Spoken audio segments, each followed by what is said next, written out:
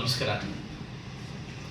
ಏನು ನನ್ನೇ ತಾನೇ ನಮ್ಮ ಜಿಲ್ಲೆಯ ಶಾಸಕರಾಗಿರ್ತಕ್ಕಂಥ ಸನ್ಮಾನ್ಯ ನಂಜೇಗೌಡರು ಅಣ್ಣವರು ನನಗೆ ಅಣ್ಣ ಆಗಬೇಕು, ಪ್ರೀತಿ ಅಣ್ಣವರು ಗುಬ್ಬಿ ಮೇಲೆ ಬ್ರಹ್ಮಾಸ್ತ್ರ ಮಾಡಿದ್ದಾರೆ. ಎಲ್ಲರೂ ವರಸೆ ಆಯಿತು, ಈಗ ನನ್ನ ವರಸೆ ತಗೊಂಡಿದ್ದಾರೆ. ಇಲ್ಲ ಡಿ ಕೆ ಏನು ನಮ್ಮ ಅವ್ರ ಸಂಪುಷ್ಟದಲ್ಲಿ ಟವಲ್ ಹಾಕ್ಲಿಕ್ಕೋ ಚಾಪೆ ಹಾಕ್ಲಿಕ್ಕೋ ಅಂತ ಗೊತ್ತಿಲ್ಲ, ಇಲ್ಲ ಅವ್ರನ್ನ ಮೆಚ್ಚಿಸ್ಲಿಕ್ಕೂ ಅಂತ ಗೊತ್ತಿಲ್ಲ. ಇನ್ನು ಕೆಲವು ಮಾತನ್ನು ಮಾತಾಡಿದ್ದಾರೆ. ನೆನ್ನೆ ಸವಾಲು ಬೇರೆ ಹಾಕಿದ್ದಾರೆ ನನ್ನ ಮೇಲೆ, ಸವಾಲು ಸ್ವೀಕಾರ ಮಾಡುವಂತ ಹಾಕಿದ್ದಾರೆ. ಅದಕ್ಕೆ ಸವಾಲು ಸ್ವೀಕಾರ ಮಾಡೋಣ ಅಂತ ಅದಕ್ಕೆ ನಾನು ನಿಮ್ಮ ಮುಂದೆ ಬಂದಿದ್ದೀನಿ.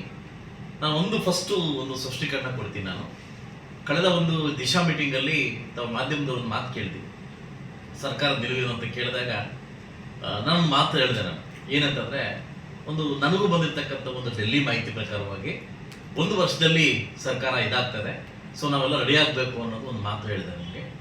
ಅದು ಏನಕ್ಕೆ ಆ ಮಾತು ಹೇಳಿದೆ ಅಂತಂದರೆ, ಯಾವ ಆಧಾರದ ಮೇಲೆ ಮಾಹಿತಿ ಕೂಡ ಅಂತ ಹೇಳಿದ್ದೀನಿ. ನಾನು ನಿಲುವಲ್ಲ, ಮಾಹಿತಿ ಅಂತ ಹೇಳಿದ್ದೀನಿ, ನನಗೆ ಬಂದಿರೋ ಮಾಹಿತಿ ಪ್ರಕಾರ ಅಂತ ಹೇಳಿದ್ದೀನಿ.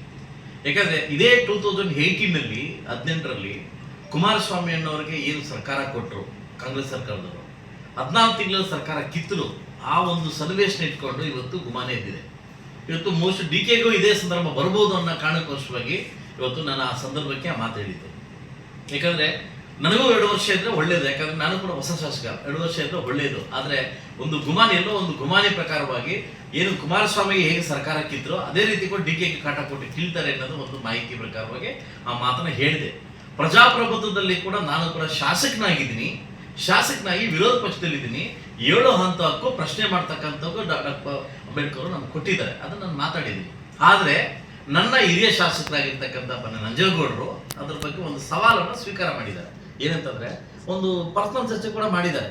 ನಿನ್ನ ಕ್ಷೇತ್ರ ರೆಡಿ ಮಾಡ್ಕೋ, ಲೀಡ್ ರೆಡಿ ಮಾಡ್ಕೋ, ಗೆದ್ಬಿಟ್ಟು ನೋಡೋಣ ಅಂತ ಕೆಲವು ಮಾತುಗಳನ್ನು ಹೇಳಿದ್ದಾರೆ.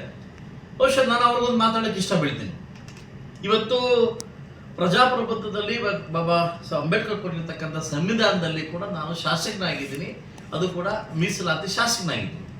ನಾನು ಕೂಡ ಜಿಲ್ಲೆಯ ಒಂದು ಜಲವಂತ ಸಮಸ್ಯೆಗಳ ಬಗ್ಗೆ ಇಲ್ಲಿ ತನಕ ಸೆಷನ್ನಲ್ಲಿ 23 ಬಾರಿ ಮಾತಾಡಿದ್ದೀನಿ.